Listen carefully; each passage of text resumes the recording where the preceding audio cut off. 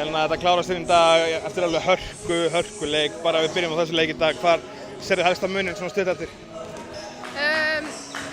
Við náttúrulega bara fórum yfir eitthvað hluti sem við þurfum að gera betur. Mér finnst við gera mjög vel fyrstu 3 leikhlutana. En ég meina þetta eru undanúrslit á Íslandsmótinu og þær voru ekki að fara að gefa okkur neitt. Þannig að þær fóru að setja skot í 4. leikhluta og við þurftum bara að stíga aðeins meira á bensíni og ná að klára þetta. Þessi sería er búin að vera hörkujöfn þó að þið klárið þetta 3-1. Alls ekki sannfærandi. Hvernig finnst þér þessi sería hafa spilast?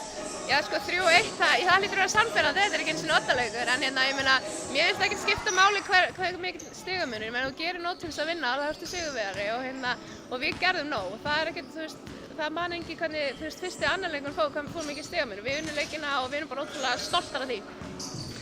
Darri í banni í kvöld, Finnur kemur inn í staðinn, skrítið að spila þennan leik undir þessum kringumstæðum? Nei, alls ekki. Finnur er náttúrulega þjálfarinn í Val og við sjáum hann nánast á hverjum degi og auðvitað kannski skrítið en samt ekki, menn hann er náttúrulega bara frábær þjálfari, heimsklassa þjálfari og mikill sigurvegari, þannig að okkur leið bara mjög vel og ég held að það er bara næstu þjálfa okkar enda meira saman. Eru að fá alveg hörku seríu, er það ekki eitthvað sem mun hjálpa ykkur síðan þegar þið farið núna í úrslitaseríuna? Jú, klárlega. Við náttúrulega spilum langan kafla sem við unnum alla leiki með 10+ og langt síðan við þurftum að hafa virkilega fyrir hlutunum og ég meina í úrslitakeppni þá er ekkert gefið og við vissum alveg að þetta yrði hörku leikir og ég er bara ótrúlega stolt að við séum bara komnar í úrslit núna og ég held að við höfum 8 daga til að hvíla okkur aðeins núna. Páskafrí og hvað munum má búast við í úrslitunum?